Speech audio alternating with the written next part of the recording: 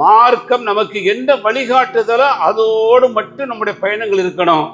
இன்றைக்கு வலைதளங்கள்ல, இன்றைக்கு சோசியல் மீடியாக்களில் வரக்கூடிய அந்த செய்திகளை பார்க்கின்ற பொழுது இஸ்லாமிய சமூகம் தலைகுனிந்து நிற்கக்கூடிய அளவிற்கு, இஸ்லாமிய சமூகத்தை கேலி பொருளாக ஆக்கக்கூடிய அளவிற்கு இன்றைக்கு சோசியல் மீடியாக்களில் ஆண்களும் பெண்களும், குறிப்பாக இளைஞர்கள், இஸ்லாமிய இளைஞர்கள் வலம் வந்து கொண்டிருப்பது கேவலத்திலும் கேவலமாக இருக்கிறது என்பதை கவனத்தில் கொண்டு உங்களுடைய தொலைபேசிகளை அல்லாஹ்வுக்கு பிடித்தமானதாக இருக்கிறதா?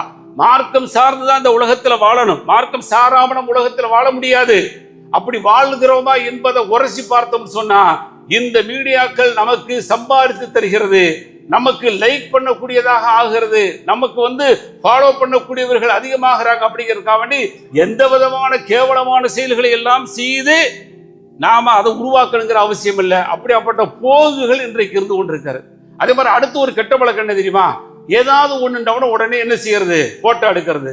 ஏதாவது ஒண்ணுண்ட உடனே வீடியோ எடுக்கிறது. அதை உடனே என்ன செய்யறது? சோசியல் மீடியால போறது. இதெல்லாம் கேவலம் சோதர்களே. ஒரு ஊர்ல பாருங்க, ஒரு ஊர்ல ஒரு உணவு பரிமாற்றம் நடக்குது. அங்கே ஒரு பெண் என்ன செய்யறாங்க? தவறுதலாக அந்த டோக்கனை தயார் செய்து உணவு வாங்குறாங்க.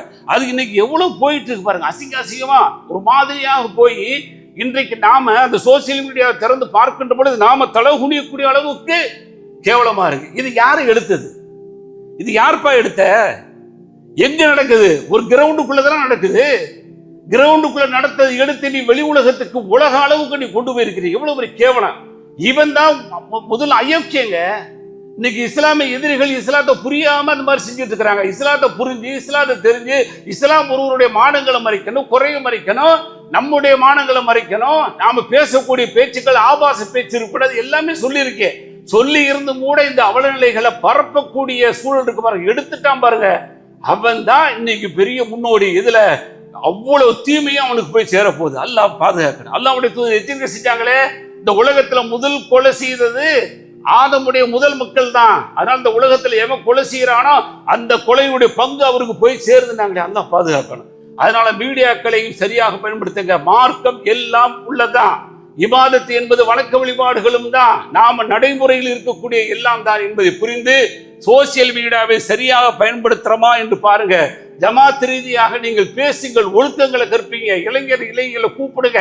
ஆண்கள் பெண்கள் வித்தியாசம் இல்லை. பெண் மட்டும் செஞ்சால் தவறு கிடையாது, ஆண் செய்தாலும் தவறுதான்.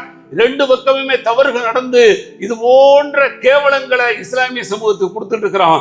இஸ்லாமிய சின்னங்கள், அடையாளங்கள், தொப்பிகளும் தாடிகளும் புர்காக்களும் போட்டு வலம் வருவது கேவலத்தில் கேவலமாக இருக்கிறது. அவர்களுக்காக துஆ செய்யுங்கள்.